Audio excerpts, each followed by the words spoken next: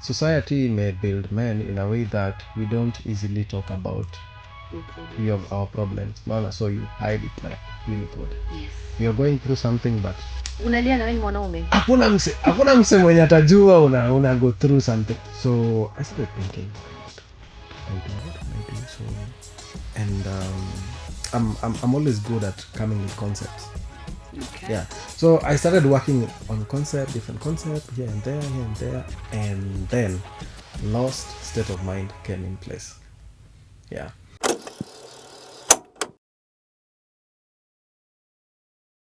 So hello guys and welcome to Touch Digital TV. My name is Amina Hussein and you're watching Sips and Soul, where we share, feel and also connect with human interest stories.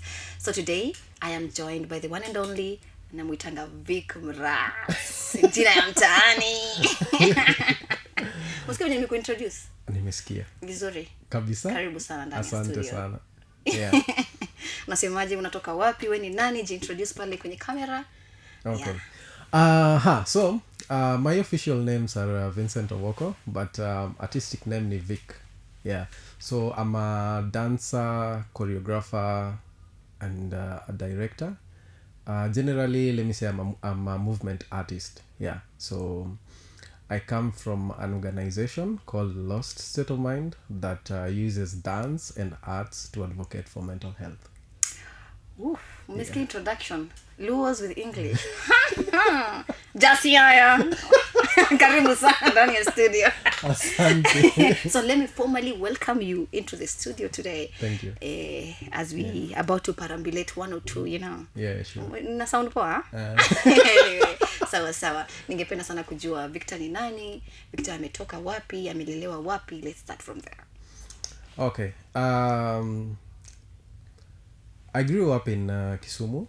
Huko ndio nimelelewa. Like from utotoni mpaka nimekuwa an adult. Nairobi nilikuja tu kutafuta pesa. Okay. Yeah. Sisi wote. Yeah. So Kisumu, Kagrove, ulienda tu primary Kisumu, high school Kisumu, campus. Yeah, so primary I did in Kisumu, though nikamaliza primary in Ushago. You know, zile times zenye our parents used to be like, acha ende amalize shule Ushago, you see? So that maybe they always feel there is an impact. Like you get to be called into a really good high school. Yes. Yeah. So I did that and nikamaliza primary school in Siaya. Yeah, at a school called Nyalgunga. Yeah, Nyalgunga Primary School, yes. And then after that I went to I actually took time before I joined high school. Okay. Yeah, I think nilijoin high school, was it second term ikiisha.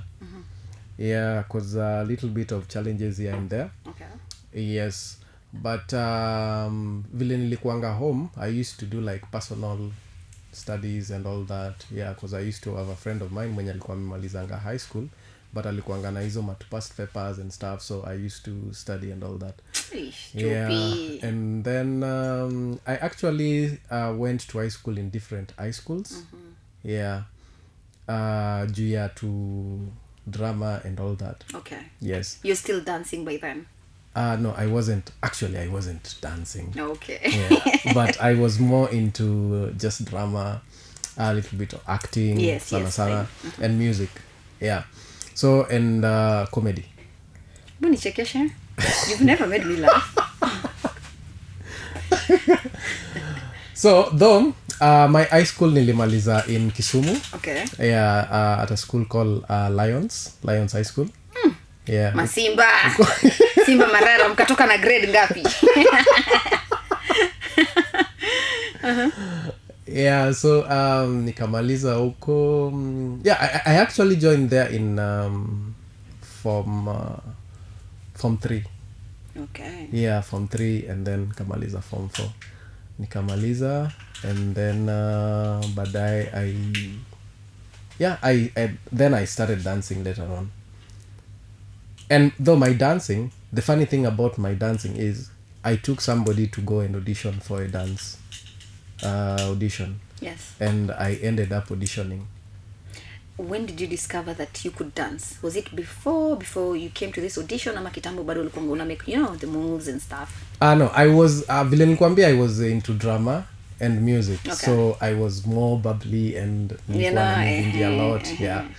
But dance is something that nilikuwa na vision kufanya in future, because I used to draw a lot. I'm more like a fine artist. Okay. Yeah, even ndio nilikuanga nilijua I'll be one of like the best painters in future. Okay. Yeah, but nowadays I always put it as a retirement plan. One day nikizeeka kwa pale kwenye ranch and akuanga tuna paint tu pole and I'm selling my art. That's a good retirement idea. Yeah. Unajua mimi na plan kufanya nini? Embo niambie. Nitanunua kamera inaitwa telephoto. Iko na telephoto lens. Alafu niende pale tunikwange napiga watu players na wanyama picha. And you go that old woman who puts certain portraits in her house. Nice. And then writes beautiful things, Yeah. Nice. Yeah, I think kila artist akona retirement plan. Yeah. So me retirement plan yangu ni hiyo. Basically I feel like once you start choosing something regarding painting, regarding visual artistry, everything, na feeling it relaxes your mind. Yeah. Was it part of the reason why you ventured into mental health, or what triggered you to go to that journey? The reason why I ventured into mental health, actually it started in during pandemic. Okay. During COVID, yeah. So I actually went through depression. Yeah, but the funny thing is I didn't know that you're going through depression. Yeah, I didn't Before know. we come to that, you were speaking about taking a friend to a dance audition and then you ended up auditioning. Yeah. Talk about that first and then we delve into that. Yeah, so this friend of mine was my neighbor. Yeah, and we actually went to primary school together. Yeah. So, and after finishing primary school, no, after finishing high school, yes. After finishing high school, you have like time. Yeah. So I used to hear that I used to go to dance at a certain place and blah, blah. So I said, okay, since you are going for an audition, because that day he was going for an audition. So I said, acha nikupeleke. No. So nikampeleka. And then kufika huko, then the lady who was auditioning, actually, who was writing the names, who was registering people for the audition, actually, anaitwa Diana Gaya. Yes. So akaniambia, you can audition, by the way. Yeah. So and then nilikuwa like, but siku register, like I didn't apply for it or something. Yes. Earlier on. Akaniambia, you can just go and audition. Try.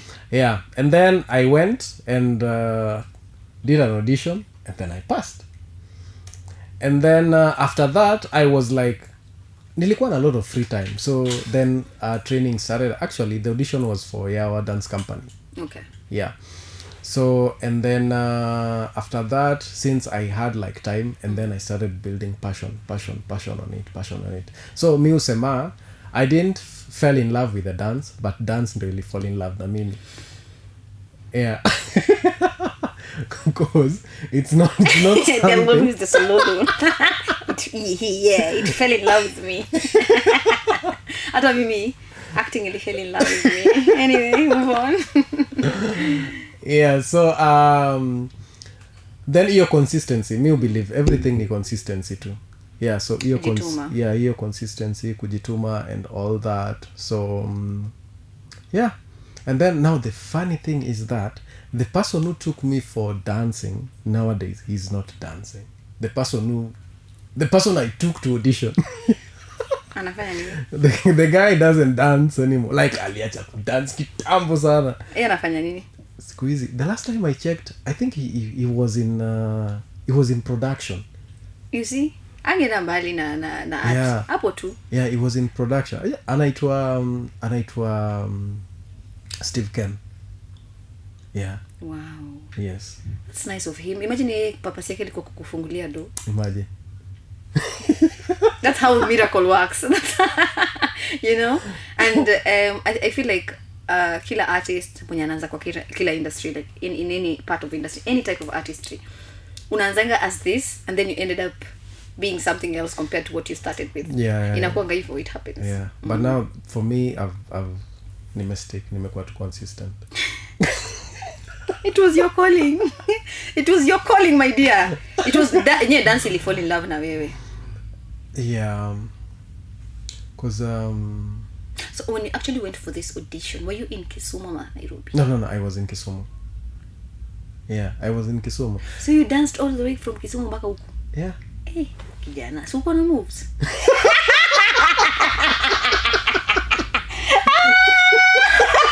Joke ni kali. Acha ni simu. Hapo mmenifanya.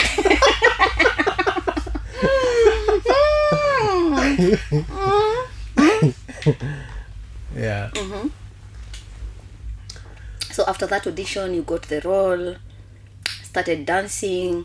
Talk about now getting roles when it comes to dancing, the audition, the challenges. It's been a journey.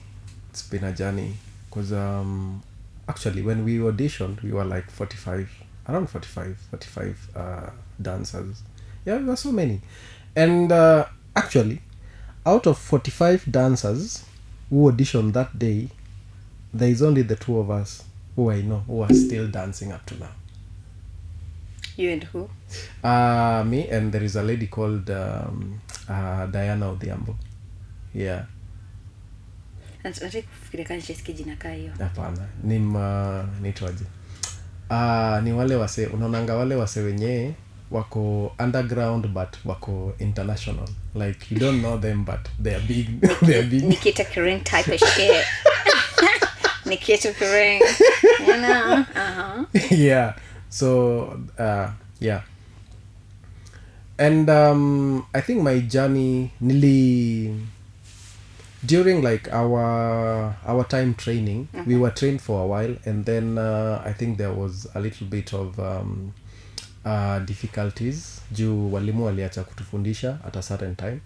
So most of the time ilikuanga, since nilikuwa naendanga huko more often, and then I started working on myself. So if there were like teachers coming in, it was a plus. But I just working on myself most of the time, and I decided, okay, since I was like I pushed myself being like in a group, performing in a group, and then I also started working on my solos. And then after that, since the lady mwenye nimekuambia, I used to do a lot of duet with her. So I made sure like I sharpened my art when it comes to like group work, dancing in a group, and then also as a solo artist doing solo performances, and then also as a duet. So kenye ilinisaidia sana most of the time actually solos, because I'm the kind of person mwenye napenda kuexplore, and nikiona like let me say actors wako na play, I always like, can I dance in that play? Can I dance in that play? That's nice. Or can I open the show? You see, so curtain raisers. Yes. So, unaonga curtain. So I always make sure that I am somewhere, and that pia ilini help to sharpen confidence yangu, and then also sharpen my craft, and also it can help kujua kuwork na other artists. That's nice. Yes, that's very nice. So since you started working on yourself, solo projects, have you ever done any gig and you be like, hii kichele imejipa? Ama kuna tashwishi? And then add to a fact that when you guys go for, for a gig and stuff, kuna venye unaambianga, hebu tuende pale wao madancers, bale madancers mnaitwanga hivyo. Talk about it. So the good thing that I'm always like really that I always appreciate a lot about the company I started dancing in, which is Yawa Dance Company. Yawa. Yes. I think kama ulikuwa na watch Sakata, ulisikia Yawa at a certain point. Yes. Yeah. Whether you were in Sakata. Yes, I was in Sakata. Oh my God. tutafika hapo. Yeah, so the company ilikuwa imesettingi like a certain standard, so most of the time tulikuwa tukienda kwa gigs, we were being treated like really special. Okay. You see, yeah. And then I think hiyo ilinipatia some kind of standards, despite the fact that along the way unapatanga there are challenges whereby when maybe you go perform on road shows and stuff, like munakuwa treated like others and all that, you see. Yeah. And it is something that we're still struggling with up to now. Yes, because of the formality structures and everything. Exactly. Yes, but I think I've nime grow to a certain point whereby nime package in a way that somebody doesn't have to kuniweka in. Unaonanga vile watu wanasemanga au madancers ama nini, so I make sure when I'm working with the client, I'm working with the client mwenye ana respect my craft. I don't just work because unaonanga wale wase wenye they're just working for the money. Yes. No, for me it's more than just the money. Yeah. So, and you asked something about like suji payment and all that and blah blah. Yeah. So when I started like dancing, most of my nini I wasn't like really focusing on the money a lot, because you find that I still had like a roof on my head. I was staying with my parents, so sikuwa na issue ya maji iko, wifi iko, chakula iko kwa wingi, kukonda tutoione kwa bisita. Yeah, so it wasn't like more about the money, but it was more about the craft. Yes. Yeah. Yenye currently most artists don't have that. You see, for them it's more about the cash. The cash. Yeah. Yeah. Thank you for that. Talk about your journey as Yawa group to Sakata. How did you manage to come to Sakata? Was it way before you came to Nairobi, ama ilikuwa back then in Kisumu? So there is kwa Yawa kulikuwa na the first lot and the second lot. So mi nilikuwa kwa the second lot. Okay. Yeah. So the first lot came to Sakata, I think. Ndio wali introducing contemporary into the kwa inaitwaje, kwa screen, like kwa screen ya modern dance. Yeah, unaona. Yeah, one will introduce. It's not that haikukuanga. It's not that haikukuanga. Ilikuwa. But wao ndio wali introduce like into a dance competition and all that, mostly in Kenya. Yeah. So and so vile nilingia the second lot, and then we again went for Sakata in season 4. Yeah. So yeah, it was like a really good experience, and a lot of like learning and all that, because unapata kutoka Kisumu kukuja Nairobi, it was more about you guys were supposed to finance your transportation, your transport and everything, all that. So it was like a lot of investment. Yeah. Did you have sponsors by then?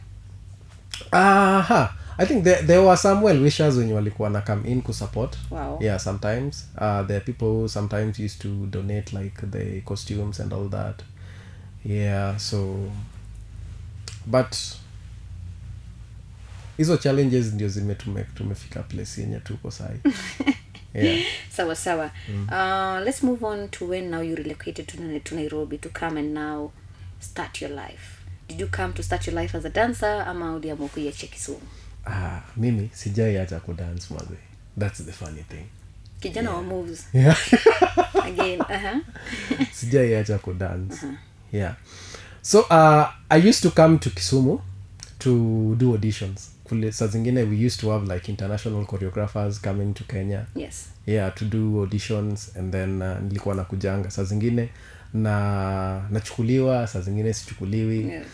So there is a friend of mine, a photographer. Yeah, aliniambianga ati, by the unafanyanga nini Kisumu? this your art should be here in Nairobi. What are you doing in Kisumu? Again. What are you doing in Kisumu? So nikakaa chini and then I was like, okay. But it didn't mean that Kisumu doesn't have talent or doesn't nurture talent. Kisumu. He meant that a lot of opportunities for artists are found in Nairobi. Yeah? Yeah.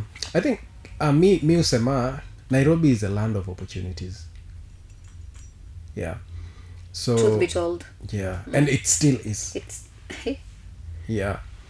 So when I relocated, mi sikuwa najua naenda wapi ama sijui nini, so I just relocated.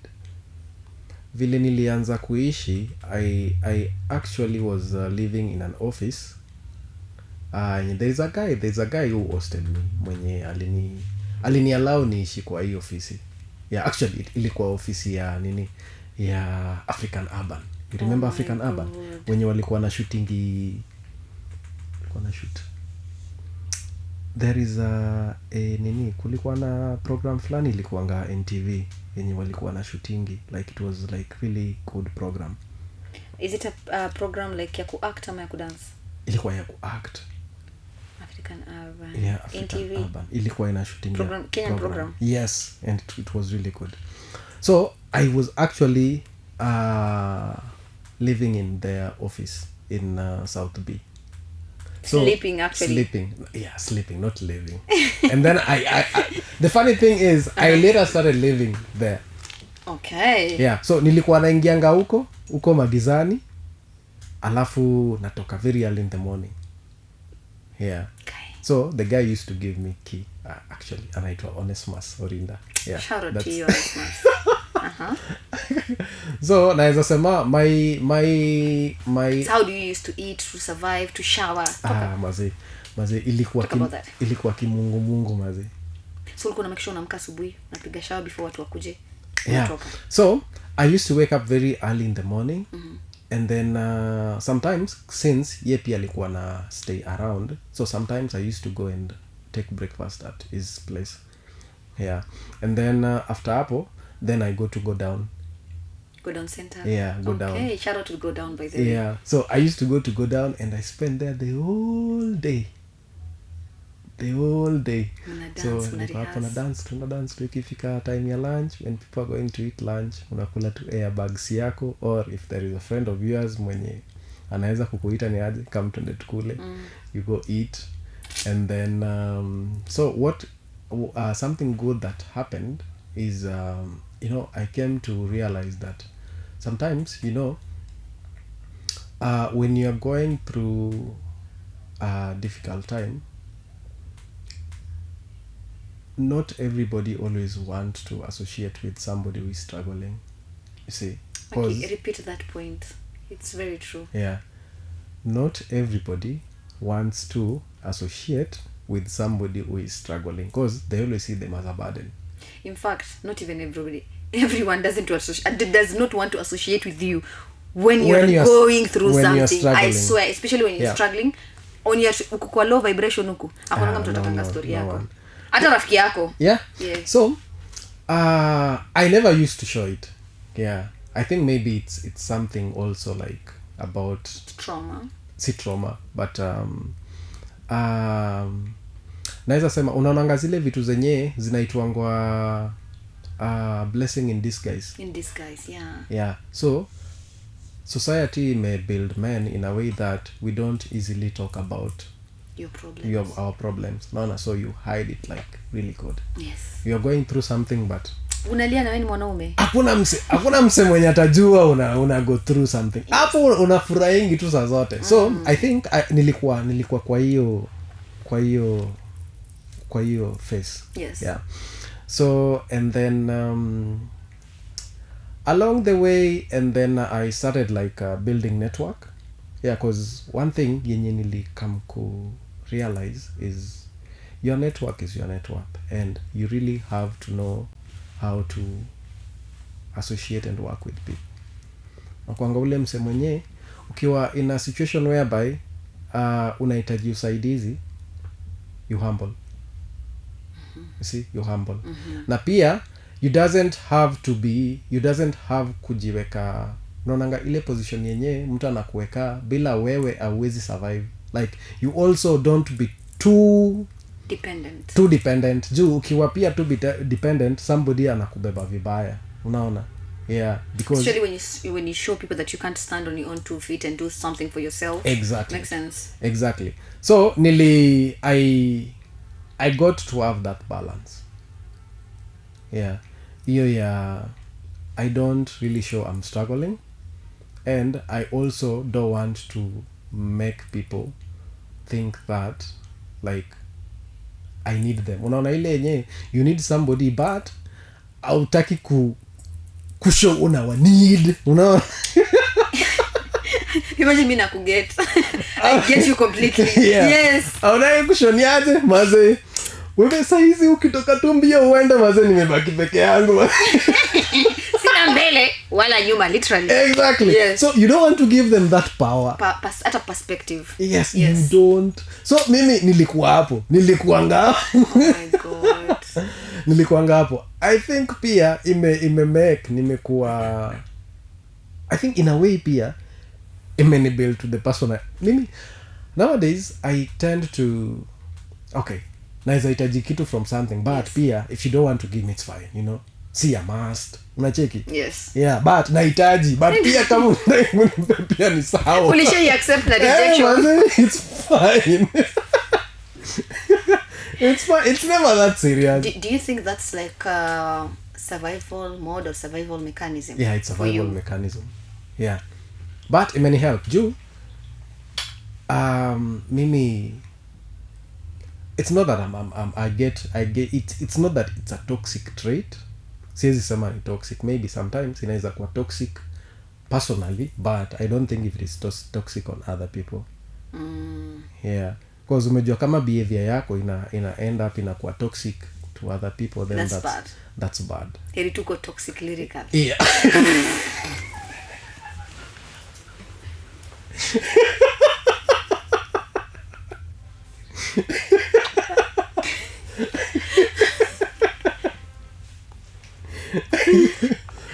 Ati chuo tuliwai. Wewe na nani mliwai?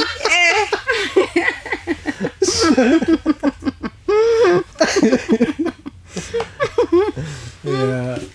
Uliwai ina nani wewe? Kwa mtoxic peke yako. Maze.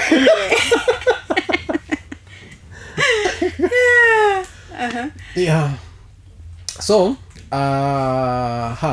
vile the place that I used to sleep, they later made me be the nini inaitwaje. Nilikuja nikakuwa caretaker for you.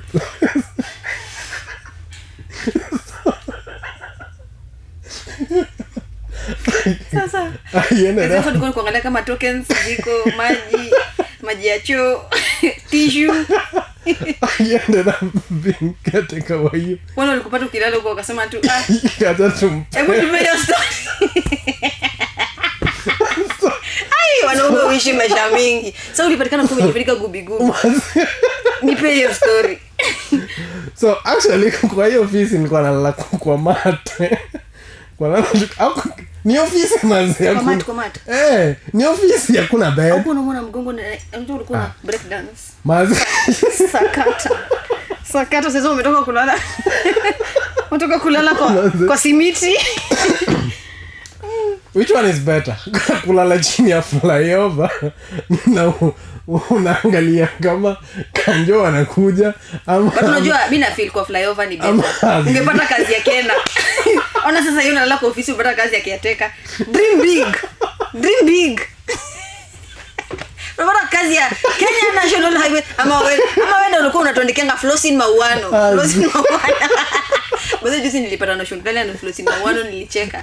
The reason why anadikanga Flosin Mauano iju wazai wake walididingi na ka accident. Yeah, so yeye ni try kusisitiza wasiwa na speed limit. Good interaction. Yeah, so they ended up choose better next time. Sasa hiyo ungekuwa unatulipisha pale express inapita bure. Anyway. So though the good thing is unaona kwa hiyo nini kwa the things yenye walikuwa wanatumianga kama set props ndio walikuwa na mablanketi na nini, so hiyo ilinisaidia, iliniokolea. Unasema nguo zote za wardrobe. Bora Main character. Lead. Supporting inakuwa pillow. Unasema kwanza ulikuwa unaona gown. Gown ya bibi harusi unasema ndio hii mattress ya leo. So ikifika time ya usiku I could actually like kujifunika, and then yeah, it was good. It was good. And then nikakuja nika get like naitwaje, you know, as a man, the moment like you can think clearly, you get to become even more creative and more ambitious. Yeah, cause hakuna vitu mob zenye zina cloud your judgment and your vision. Yes. So you're always thinking clearly. Yeah, so the moment wali end up kunipatia, actually the office ilikuanga one of these main houses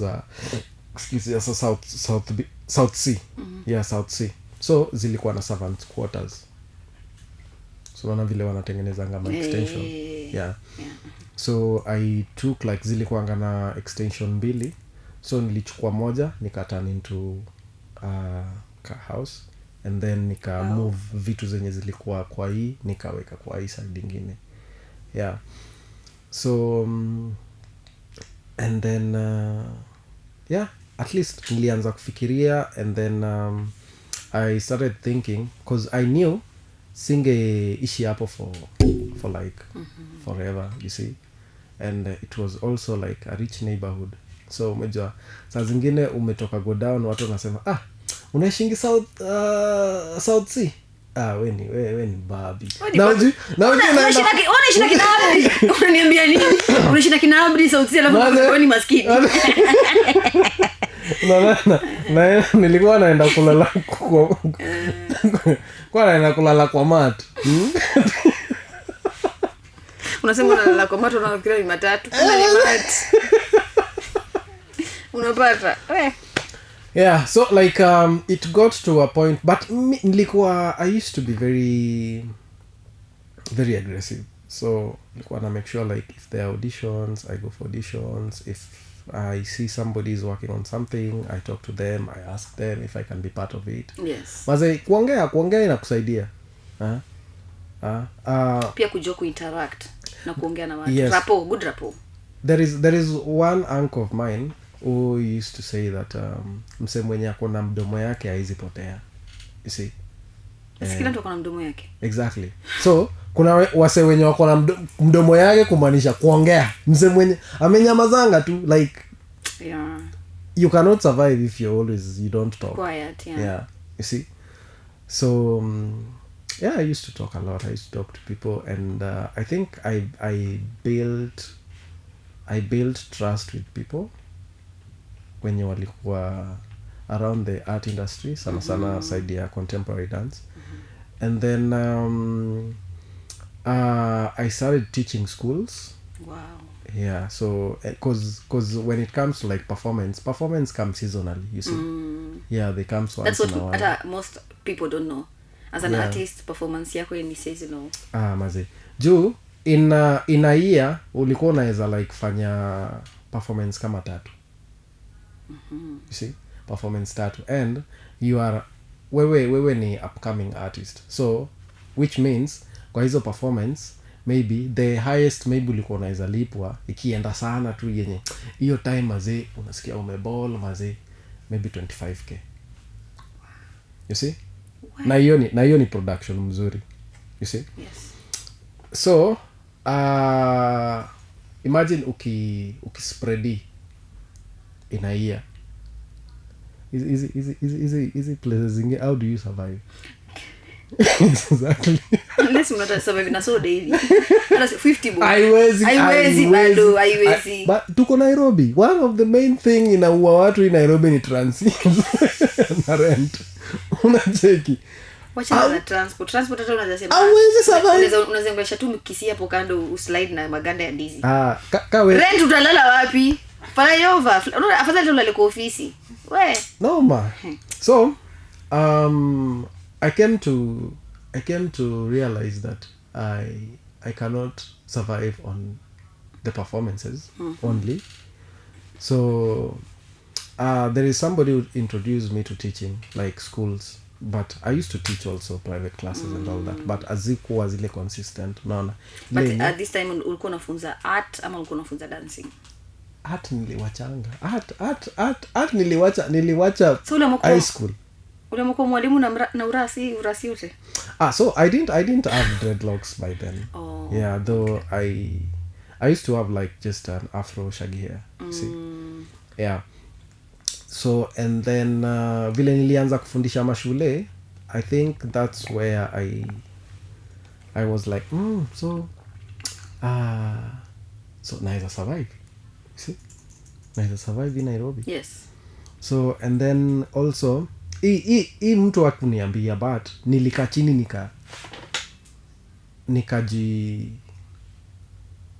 I figured out that place nataka kuishi lazima ikuwe central. That's number one. Lazima ikuwe central in a way that it's easy for me to access shule yenye nafundisha. At that time ulikuwa unafunza shule gani? At that time the first school I started teaching ilikuwa inaitwa Goodrich. Yeah, ilikuwa inaitwa Goodrich. Actually ilikuwa Imara Daima.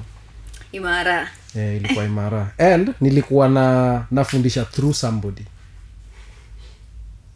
Okay. Yeah, there is a friend of mine mwenye alikuwa anafundishanga huko, so since alikuanga na watoto wengi walikuwa wamesign up, so alikuwa ananipatianga extras.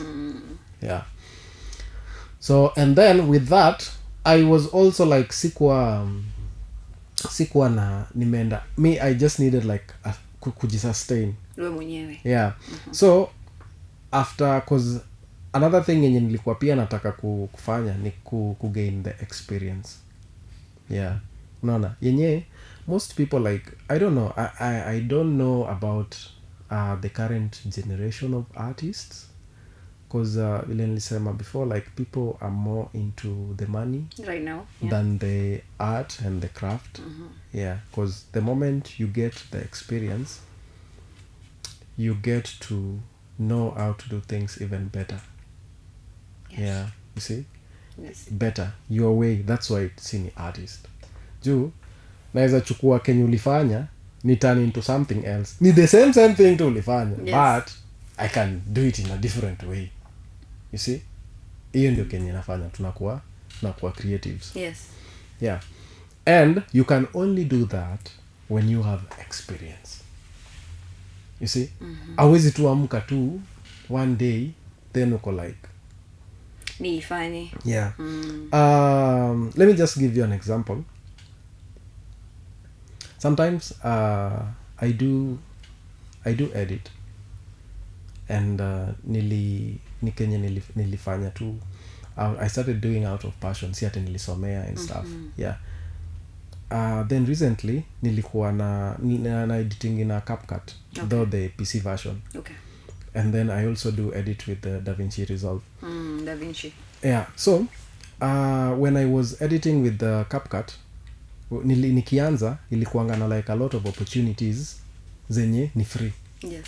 But nowadays iso like the basic stuff you have to pay for premium. You see?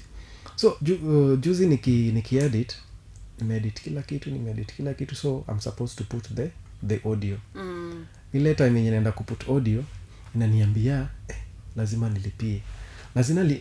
Lazima nilipie since nilichukua hii audio nikaicut, nikaiweka hii side, nikaweka hii side, nikaweka hii side. So they want to charge me for doing that. Yes. Ikanikula kichwa, niko like okay, so itabidi nimeanza kuedit kitu tena. And then I was like no, siwezi anza, siwezi edit tena mpya juu vile nili edit, like vile nili cut the videos ilikuwa ina match vizuri sana. The only thing yenye ilikuwa ina lack ni audio. So what I did, I sat down and thought, okay, so these people wanani charge for ku extract juu ni audio moja nika extract hivi, so nikasema karibu ni buy the premium, but ni budget sikuwa nayo. Vile nilifikiria nikasema okay, so instead ya ku buy the premium nikachukua hiyo audio, the same audio nikaiweka mara ngapi? Mara 4. So nikaiweka 1 2 3 4. So nikaikata place yenye nataka na kata nasongesha hivyo and it worked. Wow. Nika-achieve the same thing. Look at you. Look at you. So my point ni some of these things you cannot achieve if you don't have experience. Or knowledge. Or knowledge. Yeah. Sawa. Moving on forward to now 2020. Pale umepata depression, hata hujui kama kuna depression. What led you towards that? And towards now forming of the organization. Yeah. So as I told you before that I got a way of living in Nairobi and sustaining myself, which is so nice. Yeah, which means like teaching schools. Yeah. So when COVID happened, mashule zili close. You see, shule zili close. Mimi niligraduate during COVID. Hata sinanga graduation gown. Bado juzi tulikuwa tumekana beshte yangu fulani anaitwa Sharon. Tukaambiana, "Ndio tuna picha ya graduation." Ndio tulisoma. Tutaambiaje watoto? So imebidi tukae chini tutafute gown tupige picha. So mlipiga picha. Bado. We are thinking it's still on talking stage, grassroots. Yeah.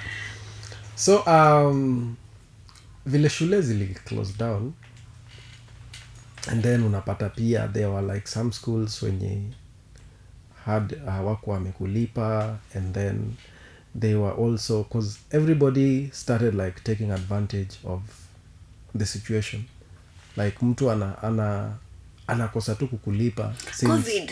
Yeah, COVID. That's why unapata salary za watu zilislashiwa sijui mara nini, you see. So but the good thing, unaona hiyo time yote siku branch kufanya something else, You still did the same thing. I was still dancing. So I started doing online classes. Okay. I was teaching online. When I evolve. Yeah. So I started teaching online, and I also started like getting gigs za nje. Yeah, like dancing in festivals, but online. Ooh. You see?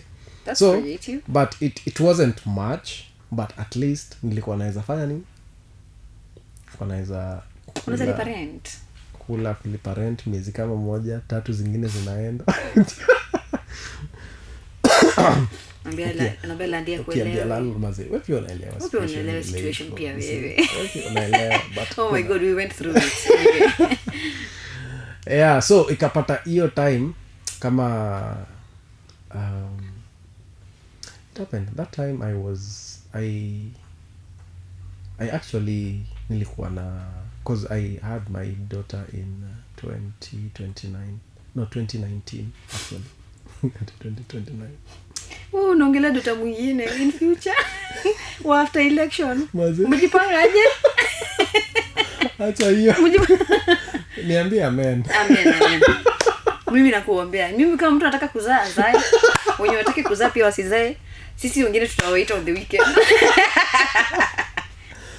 Yeah, so a lot of responsibilities here and there, because but that time mama mtu wangu alikuwa supportive. Yeah, that's nice. Yeah, she was supportive.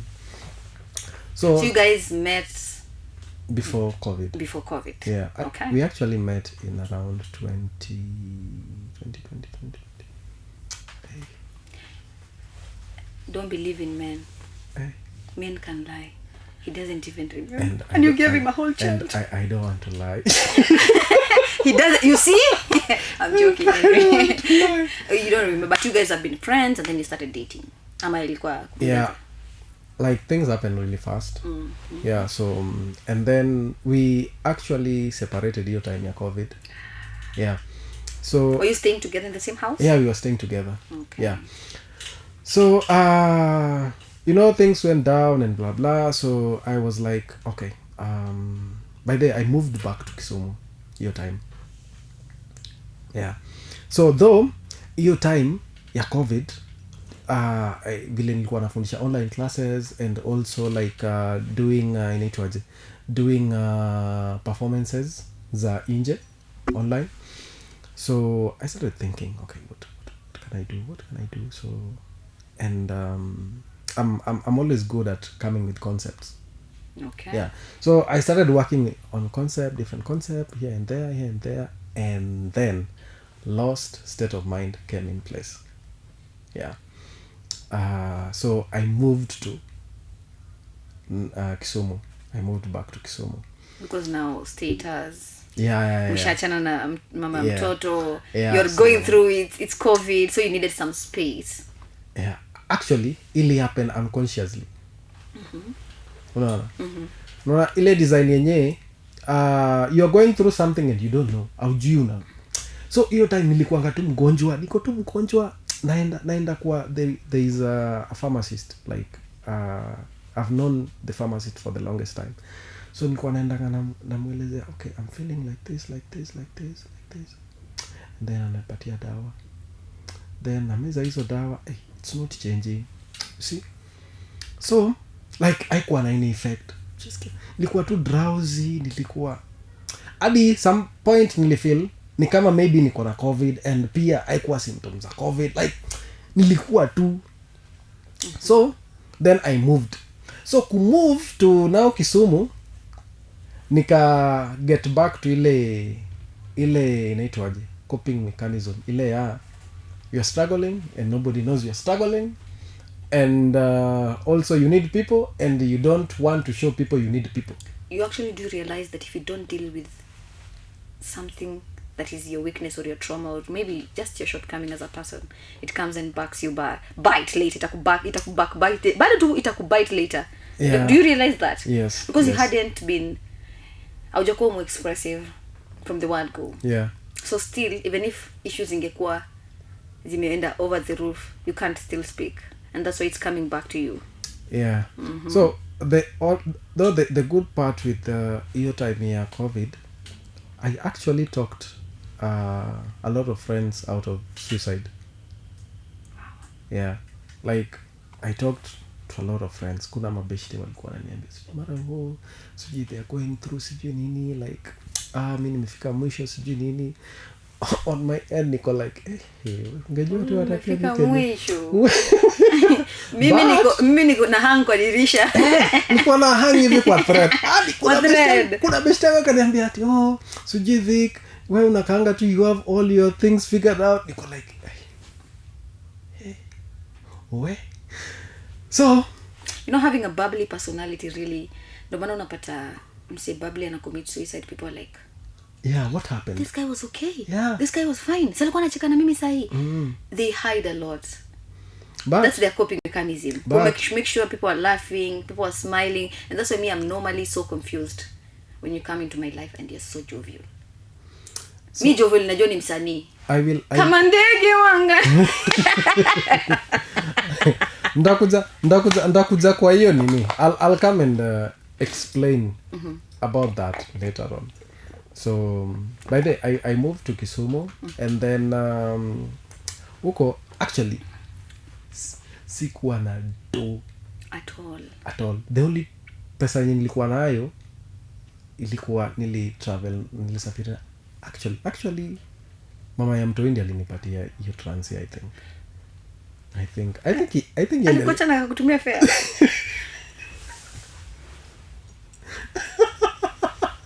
Actually ilikuwa decision yangu. Isa alikutuma kwenyu na fare na nauli. So okay. No, alikuwa hata hiyo time nikienda she was still supportive. Wow. Yeah. But You could have worked things out. Sasa nyinyi ni mko aje jamani? Namna gani? Anyway. So I'm in Kisumu, working with artists there in Kisumu. They all knew that, you see, jamaa ametoka Nairobi, you see.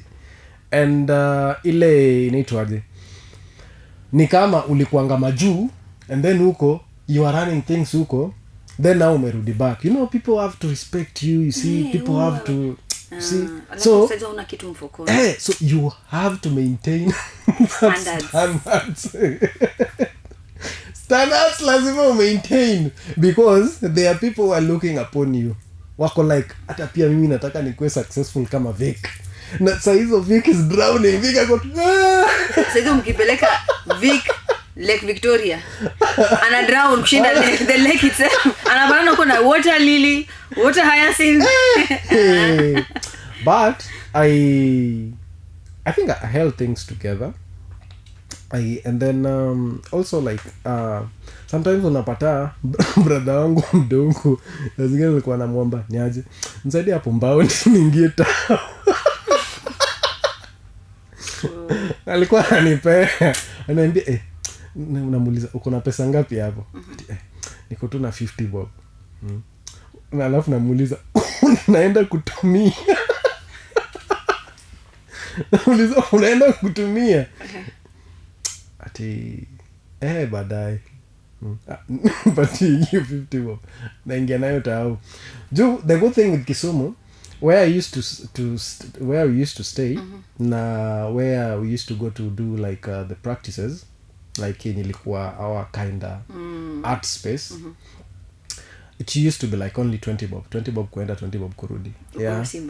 Yes. So but ulisha set standards, which means hawezi tembea, you see.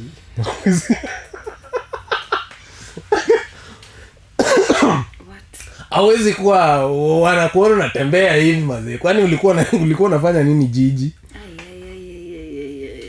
Ulikuwa unadu nini jiji? Na hisi nyingine baby mama alikuwa anakupigia kwa kuitisha ini. Yeah, but she was nice. Hakuwa anaitisha, like ali understand the situation, you see. Wow, that's such a nice lady. Shout out to her. Yeah. So and then after that I was still like applying for gigs outside. So then hiyo time nilienda Kisumu, I started working on Lost State of Mind. I started it as a production. No, before I started it ilikuanga tu, but sikuwa nimeipatia jina. So there is a time like I got nilipita audition, a certain audition in Belgium. Yeah. So and then they did online auditions and all that, nikapita. Wow. Yeah. And then now I was supposed to go to Belgium, and I was like yes. And then COVID restrictions ikakuja, and I was like shit. Asingeende Belgium. Sikuenda. Si COVID restrictions ilikam, so kuna time fulani tulikuwa red flagged. So hawezi mse wa Kenya hawezi toka Kenya kuenda Europe. Why? Kwani ulikuwa wapi? Mimi naenda Europe kufanya nini? Mimi Peter Drury ndio unipeleka moja kwa moja mpaka pale on Trafford. There is a time like countries were being flagged. So like you cannot travel to a certain country because COVID like you see? Oh, I remember that probably. Yeah. So I couldn't travel. So hiyo chance kaenda hivyo. The chance ilienda hivyo. Niambia it's okay. We will get somebody who is closer to us, who doesn't have like me. So like okay, fine. So nikakaa chini niko like and then the project itself, actually it was the best time. And the project itself was talking about men's mental health. Okay. Yeah, the vulnerability, vile men wao wamewekwa like you cannot be vulnerable and all that. That was the production about. By this time were you undergoing depression ama bado tu uko realize? I was undergoing depression, but sikuwa nimerealize. I actually realized I was going through depression later on. I'll come to that. Okay. So and then I didn't go to Belgium. So I was like, okay, so kama hii production I was supposed to go to Belgium and I cannot go to Belgium. why don't I do something here in Kenya? So I started working on Lost State of Mind as a production. So and then I later on met a friend of mine, Suleiman. So Suleiman tulikuwa tumemeetingi way before, like we've been friends like for juu tulimeet kwa dancing. So tulikuwa tuna meetingi, then alikuanga like we need to work on something. Then vile artist wanakuanga we need to work on something, kuna project inafaa tuwakie mazi Vic manze nitakuvutia leo jioni, and then uko like tunafaa tukutane hivyo so mnapatananga 10 years later ili kwamba tufanye man. So vile nilikuwa Kisumu, I got some jobs I started doing kufundisha tu. Mimi sikutoka dance. Wow. You see, sikuwahi toka ati sasa imeshindikana I go and do an consistency. Libaki tu. So and then vile vitu zilianza kuopen, shule zikaanza kurudi, then I got a school nikaanza kufundisha in Kisumu. Yeah. And then nili pretend hiyo time yote niko na hadi nikaanza kupata cash, ikaanza kukameni. Fake it till you make it. Yeah, so vile cash ilianza kukameni, wale wase wenye walikuanga look up to me sijui nini, sometimes watu wanaenda niko like twendeni tukule lunch. Twendeni tukule lunch. Vitu zimeanza kujipa. But nobody knows. You see, nobody knows. So and then later on there is a client of mine mwenye alikuanga hapa Nairobi. Yeah. Akaniita ati can you come and at the school is now open sijui nini. Kuna conversation tulikuwa tumeanzanga before. So vile vitu zilianza akasema niende nifundishe. So vile nikasema acha nirudi Nairobi. Yeah. Nikarudi Nairobi and things started opening up again. So vile nilirudi ndio sasa I had to meet up with Sule. So nilikuanga like Sule alimekuanga akisema we should work on something for the longest time. Acha nisikie anasema nini. Yeah. So and then we sat down and then nikauliza Sule like okay, so you've wanted to work on something, what do you have in mind? Yes. And then akaniambia ati that's why nilikuwa nakuita so that to brainstorm. Mimi hata nilikuwa nakutegemea. we brainstorm on something we can work on. Then I'm like okay. And then kamwambia actually I have like a lot of stuff zenye ziko in pipeline. Yes. Yenye personally I would love to work on. So nikamwambia kuna yenye ni ya mental health, inaitwa Lost State of Mind, but it's about men, it's about men's mental health. Yeah. So and then alikuwa like we are thinking on the same line, because I also had like similar idea. Yeah. Nikamwambia okay, if you had a similar idea, let me share with you the concept of the project, and then uniambie if it is and come to me. And then alikuwa like yes, and then that is how we started working together. And then ilikuwa tu a production, and then the production turned into an organization actually.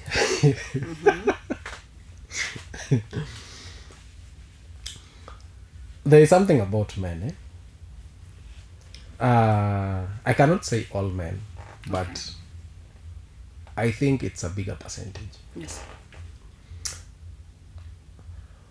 We made a budget,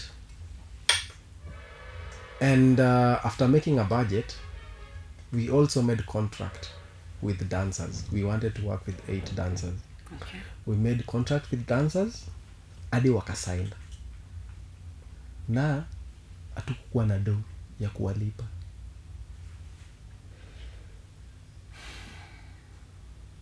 Imagine, that's the risk we did. Oh my God. Hiyo ndio yenye hiyo risk nilifanya mara moja na sitawaifanya tena kwa maisha yangu. Nilifanya mara moja and it worked. The funny thing is it worked. Tukalipa kila mtu. Every dancer we paid them 40 Gs each. Ilikuwa, I think we paid the dancers, I don't know, was it 42,000? I mean, ilikuwa how much? We paid all the dancers. How? The how. The how. It's the how for me. Because if I've already signed the contract and I need money from you, do you know I can sue you and get my money? Exactly. So we paid, na tena tuliwalipa on time, kila mtu tulipa. Mungu wake. So what happened is Suleiman is more of naitwaje, ni mse mwenye yako more into mathematics. Yeah, when it comes to numbers, he's the guy. So mimi, when it comes to words, I was the guy. So writing proposal, plan work, nini. What were history? Tuko ndani. Tulidrop physics tuko CRE. Unatuona? But when it comes to numbers, to make sure the budget works, pesa imetumika vizuri. Nini. Sule is the guy. Oh my God. So, the two of us was like a perfect match. Okay. You see? And then we blended. Yeah, we blended. And then we later on brought some lady joined us from the Netherlands. Akakuwa like part of the team. Yeah. Okay. Yeah. So, technically tuko like 3 co-founders. Yeah. So, and then we pushed on selling tickets. Mashallah. Tuli push. Yeah. And then things happened. The production happened. It was a success. Ushaiona ile yenye umelipa kila mtu, umelipa like, but kila mtu anaona like the event was big and it was super successful, but unaenda home bila anything like wewe hauna kitu kwa mfuko. Hauna any. Mzee akikuangalia na mazi si umemetoa hapa. Mzee akikuangalia hivi anaona tu like ni kama mita kadhaa zina rest kwa account yako. Sasa wewe na Suleiman mlilipa kila mtu mkabaki nunge. Hatuna anything. Tukabaki tu tunajiambia Kenya, the only thing tulijilipa ni congratulations. Shake my phalanges. We did it. we did great. We did it. Oh my God. Yeah, but it was a birth of something good. Yes. Yeah. Sacrifice. Sometimes the sacrifice is the passion. Yes. Yeah. It's always not about the money. It is more than just the money. Yes. Jo, mimi usema mimi siwezi acha pesa inikosanishe na watu. Money comes, money goes bana.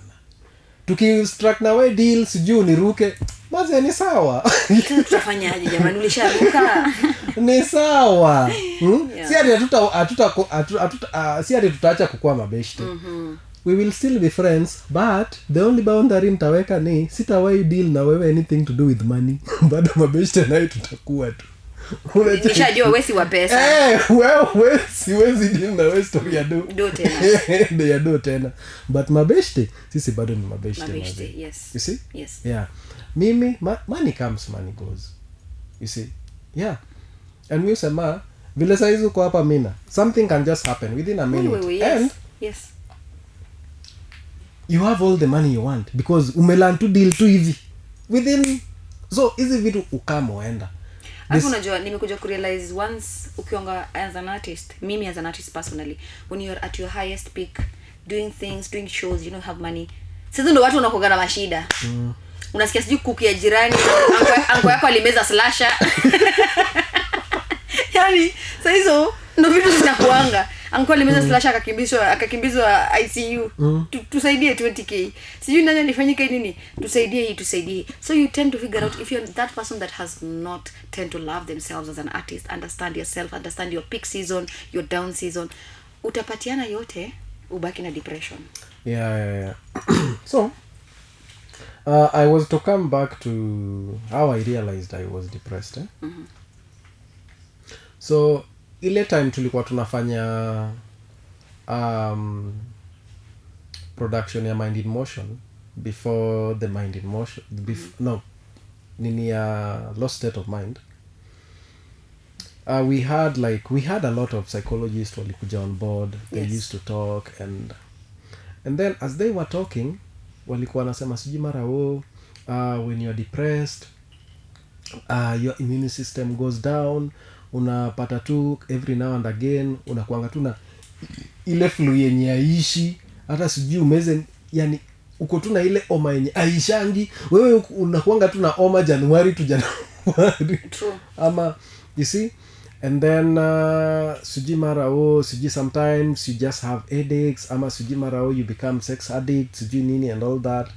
So I later sat down and started reflecting. Then imagine realizing you are going through depression like kitu kama 2 years later. Imagine like 2 years later ndio una realize manze niko depressed. Ni kama ile feeling ya vile mtu anaoshwa tao, unaona, unaoshwa alafu baadaye unakaa hivi na by the way nimeoshwa. History ya kuoshwa watu wanaonanga hata ioshwa until ikufikie. Unaona kila mtu ni Dwanzi Nairobi until wewe uoshwe. Ni the same na depression. Ni the same kabisa. Depression ni ya sijui matajiri sijui ni no.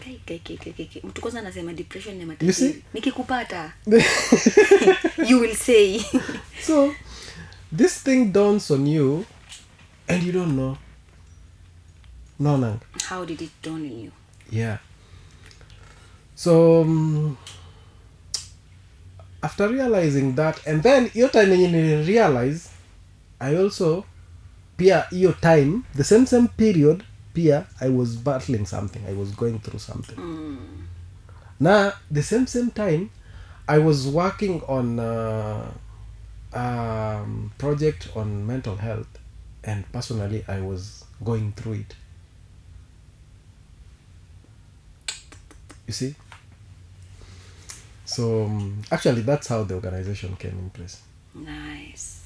So and then after that, and then also your period during COVID I also like lost friends when you were commit suicide because of tough conditions. Yeah.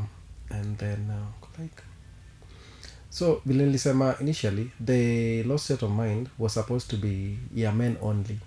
Yeah. And then when I met with Sule was like mental health is universal, why don't we just make it for everyone?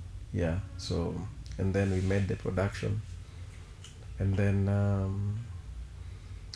we decided to finalize things. Allow me to ask this: once you realized you had depression, did you like come out and speak, or it's something that you treated silently? That's a good question. I don't know what happened. I really don't know what happened. And what really happened at that point? Did you like seek medical condition, or you just stayed in your house?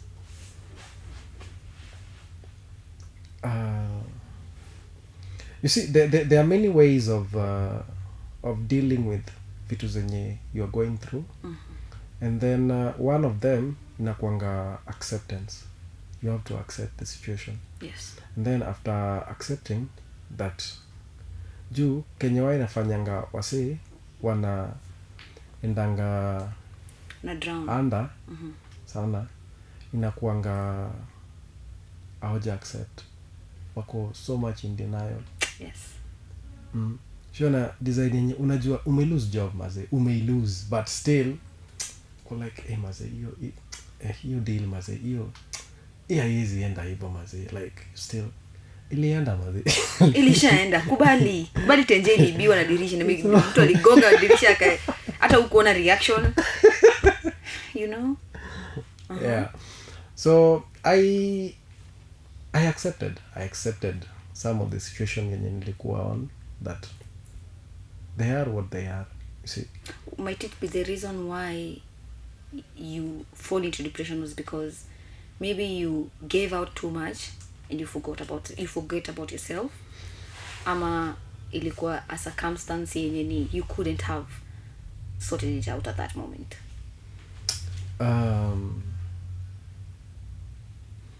I'm the kind of person who I give too much. You're a giver. I'm a giver. Okay. You see, I'm a giver. Like when I have, I give. Not only money, time, energy. Even communication. Yeah. So sometimes you know, when you are always like a good person, but good is relative. Good is relative. Kind is the word. You tend to realize sana kawe ni ule mse mwenye ana believingi kila mtu ako kama wewe. You see? Yeah. Because when you're a kind person, you tend to think everyone is kind, but it's not like that always. Yeah. So this is how I came to deal with my issues. I came to realize, one, we are all raised from different backgrounds, and we all receive, digest information differently in a different way. You see? So kenye ni ndogo kwako si ndogo kwangu, kenye ni kubwa kwangu si kubwa kwako. Lakini ukweli. You see? So before like you get to judge somebody, or before you get to just explode, or just sit down and think. Digest. Yeah. Think. But saizi tunalive kwa ile society yenye watu hawana hiyo time. Somebody doesn't have time ya kuthink. The same tuna reels. Unaona vile reels zinakuanga 30 seconds. Uko like unaona kidogo uko like well, like that's the society that we are creating right now. People don't have your time. It is. You need to capture them. How did you manage to get out of that state? Is it something that maybe you sought therapy? Is it something because there's some men who are watching, they're going through depression and they would love to know the way forward? One thing is that one therapy is expensive. Okay. Yeah, that is one of the reasons why we started Lost State of Mind as an organization, so that watu wenye wana need psychological expertise can always reach to us, and then because we always try as much as possible with the psychologists na specialists wenye wako on board, watu na subsidize rates therapy. Yeah. So what I came to do for myself is like kuna kuangana zile vitu zenye saa zingine unaweza fanya. Yes. Like sometimes there are people who journal a lot. If they are stressed and nini, like when they are depressed, they journal like their thoughts out. Yeah, if they cannot talk to somebody. And then mimi huongea sana when I'm like comfortable. Yeah, I talk a lot, like I can talk. Na mimi sinanga, I came to realize by that time you heal hivyo. Kurusha maneno. Mtu alinibo. Sinanga kitu ya kuhide. Mimi nitakwambia tu. Nitakushow sasa when you decide your information utafanyia nini. Yeah. You see? Yes. So me I talk. So I talk. So I did that. And then I tend to realize I don't miss mse wa kusoma unless ni contract. You see? Unless ni script. Yeah. Ama unless ni zile to text zenye somebody close to me and ameandika tu paragraph hapo, so I am done with you. Naangalia nasoma juu nikishasoma juu narudi nasoma chini, and then iko like interesting, so acha nisome yote hapa katikati.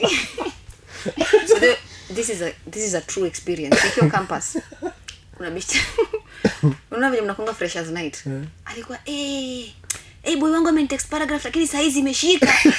Acha nisome kesho sana. Ndio campus master tukonga tunaishinge wawili hiyo side alafu space ni side nyingine. asubuhi tunaamka yeye alikuwa analala side nyingine akasema ma guys nimeachwa. Ilikuwa breakup text yangu. At that time she was not in a sane mind to read it and be able to digest. Sasa aliona tu sema boyfriend yangu amenitumia mpaka kalak na love heart. I'm sure the guy was like mjinga with like message. So the next morning you're waking up to this message. Tulicheka wacha ngombe tulicheka kila mtu alikuwa anakaa chini. Alafu after 1 hour ndo akaanza kuload mtu wake ameenda.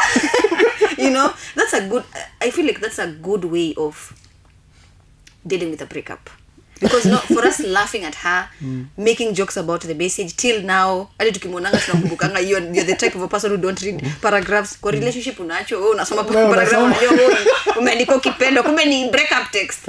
So I think one of the reasons why she healed according to me was the fact that we made a joke out of that situation. Yeah. And then it made her atamsahau na move on na life yake. And I'm proud of her because sometimes hizi vitu usichukulie serious sana. Yeah. Utakufa. So for me I'm more of a visual person. Yeah. Like I easily unaona mimi naweza meet mtu sahi hapa kwa barabara. Alafu maybe ni meet sahi tu hapa kwa barabara and then ni meet Mombasa. Ndajua huyu mtu nilimmeet wapi. So mimi niko visual hivyo. Wewe basi mababu zako walikuwa waganga. So me I'm more visual. So and so me watch a lot of movies and a lot of series. Yeah, I'm more of a visual person than mse wa kusoma stuff and all that. Yeah. And I think maybe that's why Juana sema if somebody by the mse mwenye ukula pole pole, they also read stuff pole pole. Really? Yeah. Sijajua venye mimi nakula. Do your research. Mse mwenye anakula pole pole. Yeye pia usoma vitu pole pole. Si ule mse mwenye. Unaonanga kuna wale wase wenye unampatia kitu hivi. Hata itamaliza 1 minute na ni all paragraph na amesoma kila kitu. Wewe ni mimi. Au na si ile ya kupitia. Anasoma unasoma. Amesoma kila detail. Unajua pia nilikuja kudepend pia ina depend na your ni level ama ni speed ya the way ya speech. Ushisikia venye Pierre Lumumba anaongeanga. And I said sasa yeye ni mtu mwenyewe amejiwekea nikisoma itaingia kabisa. Yeye anasomanga hivyo. Wewe jaribu kusoma kama yeye and I said utaweza. So I think kila mse ako na a way of I think inakuanga hivi. Unaona? Sasa kama wewe ni mse mwenyewe anakuanga sasa when it comes to the reading you take your time. But then ukweli. You see? Yeah. When it comes to the reading you take your time. But kama wewe ni mse mwenyewe anaongeanga pole pole sasa on the nini wewe ni mse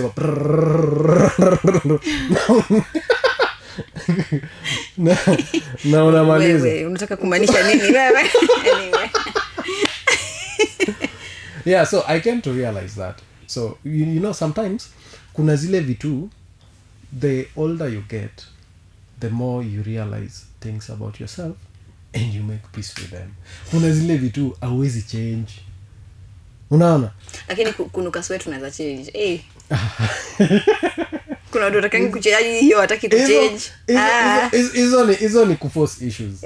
It's just the same way kama wewe ni mrefu at a certain height. Haitawahi change. Hivyo tu ndio utabaki. Hivyo ndo mabadies watakupenda. You see? Hivyo ndio utabaki. Hauwezi enda siji mara umeongeza siji mfupa wapi, umeongeza chuma wapi so that ukue mrefu. Yeah. In the same way when it comes also to status, money, social status, your well-being, everything. I tend to think that kitu inafanya most of our generation will fall into depression. For example, someone can hit today on TikTok because it's a platform everyone uses right now in Kenya. Yeah. Utahit na a certain song, utahit na a certain dance move, utahit na a certain maybe lingual, maybe a certain thing yenye unasema pale kama onyitulia vitu kama hizo. And then after that what next? No. Sasa ujajiformulate, are you an artist in TikTok? Are you just basically a normal human being who wants to do content or you know? Sasa mtu kupatana naye njiani anasema, unule kijana wa TikTok. Unule kijana wa TikTok. And msee bado anaishi, seme no offense, bado anaishi ghetto. anatry kumake moves zake right now. I really do appreciate the Gen Zs who are in ghetto. There's the guy even anaonyesha wase wenye anaishi, anashinda amechongolea, amemwambia TV itaingia kwa sink, ambiwa bedroom sijui itafanya nini, but the fact that he's filming himself in his own, like in his own home, kwa bedsitter yake, anaonyesha yenyewe mimi ndo kitu naweza afford na hivi ndo naishi, and I really do appreciate that. Mimi napenda vitu kama hizo, tusi unayo ku fake life, kwenda kushoot kwa BNB, kufanya nini ndio inafanya msee asink. There is something that recently nearly think about, but it's mean. It's mean, but ni my point of view. Okay. Yeah. So I was like, you see, most of the time, okay, BNB is there for efficiency. You know? Yeah. But I was like, mostly the people who love like B&Bs all the time wanakuanga wale wase wenye unaonanga hiyo luxury yenye wana wish wangekuwa nayo. Yes. Exactly. So it's playing in their mind. So inakuanga like short lived. So ni ile maybe your house is a certain way, you see, but Airbnb ukiangalia inakuanga certain way, like class fulani. It's aesthetics. Exactly. Okay. So unaona, so inakuanga like ile short lived. Ni kama tu nakumbuka nikisema nowadays people love very short things. Hata reels Airbnb utaka tu like few hours ama na umeenda. Exactly. Umekaa hapo, umeenjoy your time and then and then imekuwa in a way that like currently life imekuwa hivyo. So when you're at your group right now, mkikaa chini muongea about kuhusu mental health, what is the thing that you guys are tackling and battling right now when it comes to now depression? Talk about it when it comes to now to men. Yeah, factor all this thing in, because kuna mseta kuja kwa group, of course you've battled depression before, you know the signs, the symptoms. Do you talk to them about acceptance? Do you what are the challenges you're facing? One thing that personally I always do a lot is for you to let somebody talk about something, you have to create that safe space for them to talk about it. And your organization has done that clearly? Yeah, our organization does that. So most of the time, me, I always love so much to talk about my experiences and all that and all that. And then maybe I ask somebody, okay, where will he experience? You see? Yes. With that, it creates like time to converse. Yeah, and with that, inapatia mse an easy way of like talking to you. Yeah. To like open up to you. Yes. I know it's not easy for men to open up. How do you go about this? Because it's something that unajua boy kuja kuambia manze hivi, unajua demu yangu jana alinipiga, unajua manze sijadishi. It's very hard for a man, especially a Kenyan man, to come and tell you that. Talk about it. I think it depends. You see, it depends with nimesema creating a safe space. It depends. Yeah. And then that's why like currently like getting like really good friends imekuwa hard. Yeah, it's really hard. So I have a friend of mine who si uongeanga, like sometimes we go missing from each other, but when we meet, when we start talking, ni kama tuliongea a few minutes ago ama jana, you see. And that's what I love about good friendships. You see. So and then tunakuanga open with each other. Namuuliza, okay, by the way, so far nini life imekuwa aje? Unaona? Relationship yake, and then ananipatia detail. Usikimamali niacha.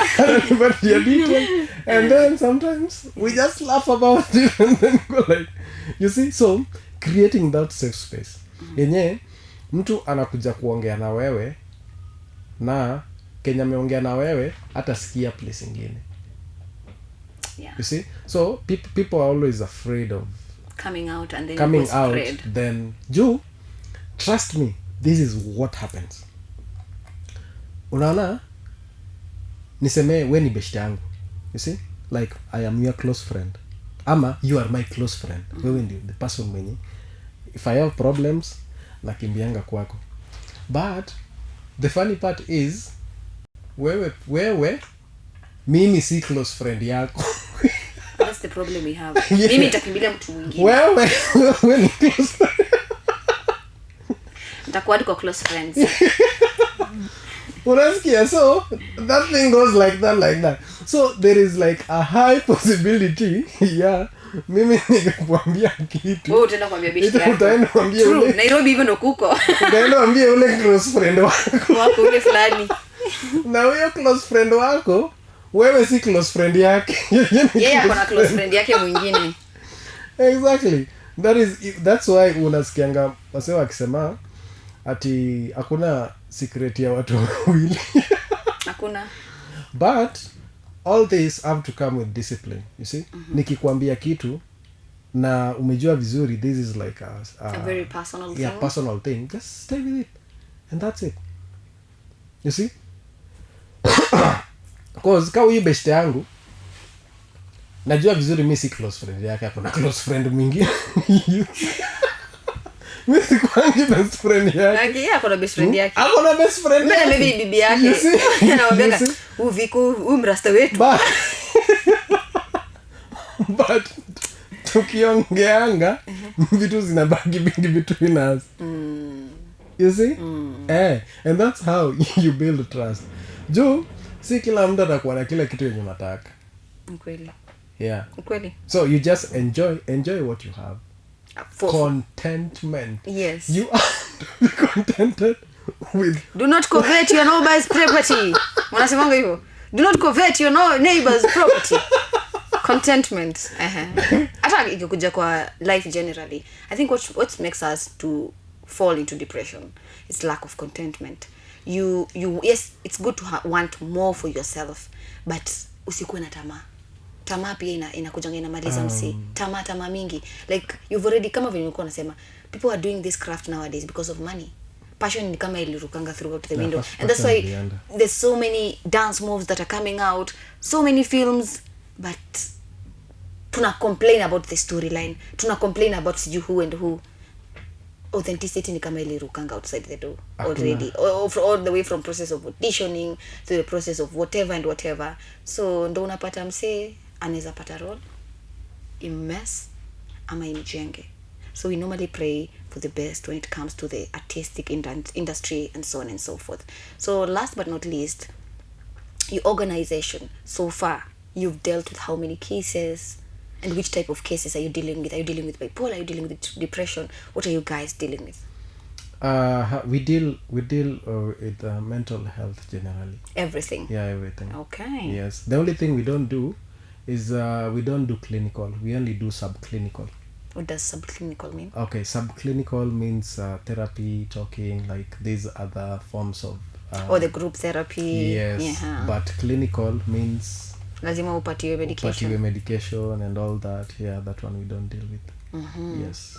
Given the surrounding of the organization, talk about the surrounding, the people around. Are they supportive? Is it a culture that supports this, or it's something that you're already unapula vijana wakuje? Currently is pulling because the environment is. Yeah, because there is a stereotype that is still there. There is a lot of stigma on mental health. You remember I said something that nobody wants to associate with somebody who is struggling, who is battling something. Yes. Yeah. So hata in workspaces, you see, wanaonanga ukianzanga kunini, but nowadays I really love that there are some workspaces when you wanaanza embrace, like they don't get like too harsh. Yes. On people. Yes. Like you don't get to lose your job just because you've gone through an episode or something. Yes. Yeah, you're given maybe leave, or you are like so, actually I have a friend who's a psychiatrist. He told me the other day, shout out to him, he's actually my neighbor. He told me nowadays, him as a psychiatrist, they normally ask organization, as this person been, kama ukipata mwanaume especially ameattend all the days, hajai miss job hata siku moja, hajai enda leave, they normally look for such men, because ukipata mwanaume hajachukua leave hata hajaichelewa job, that man has a problem. What's Yeah, disturbing that man to come to job kila siku? So aliniambia that's how they do research nowadays. They no longer look for men who don't come for work, who are sijui mtu jana usiku sijui alikuwa dunda. They feel like that's a normal human being. Unaona hao wenye wana attend job 100% hawaendi leave, wanangoja mpaka December hiyo break yenye mnaachilia Christmas ndio wanaenda. Like you get, they are looking for such men because hawa ndo sana wana tend commit suicide, killing their wives, committing, you know, vitu hizo zote kwa sababu they're not okay mentally. Yeah. That's why mtu he's looking for something to cling on, and what's that? His job. Work. Yeah. So yes, I know that has left us speechless. I'm sorry. I want you to look at that camera. Kuna msanii amekuwa kiwatch, ni artist. They would want to be guided when it comes to mental health. They would want to speak out, especially young men wa mtaani pale wenye bado wana face the stigma of unaenda pale kwa wale mamblina kuongea na wao. Ai, unaenda kuongea nini? Si uvute bangi story ishe, ama usikunywe pombe tukate story ishe. Talk to them. Yeah, so one thing is isn't vitu zenye will happen and they are there, you see? So when you're going through something, we all have like what wenye sometimes you ongea now, you see? And if you have that person, tend to talk to that person more often. But if you feel like you don't have somebody like mwenye ona eza ongea nae, and maybe you need some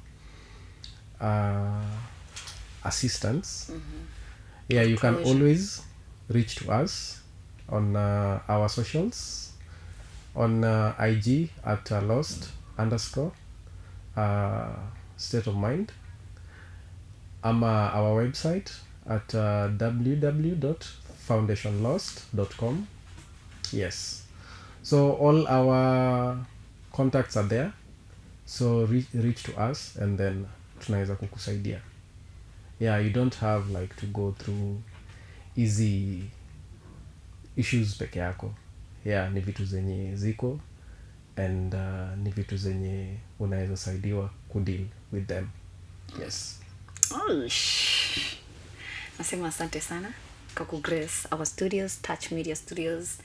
I hope this story, the journey and everything will touch someone or touch someone's life, because at the end of the day we need men to come out and speak about mental health more, you know, kusensitize you, because at the end of the day if you guys are not okay, then that means the ladies are not okay in the society. Then that means even the children are not okay in the society. Yeah. So we need to like check on these grassroots, check on men, let them talk about their feelings and so on and so forth. As we've heard from Vic has an organization. Reach out to him in case you need to talk about your mental health, you're not okay, you know, vitu kaa hizo and so on. Especially men, tafadhali reach out to him, sikose, si ndio? Si tunasema asante sana. I hope hii interview manze impact. I know impact watu wengi sana, educationally, informationally, and even entertainment wise, because we've also been laughing here and so on and so forth. Sawa, shukran sana. Nimeshukuru pia. Anyway guys, thank you so much for tuning in here at Sips and Soul. My name is Amina Hussein. Till next time, keep it Touch Digital TV.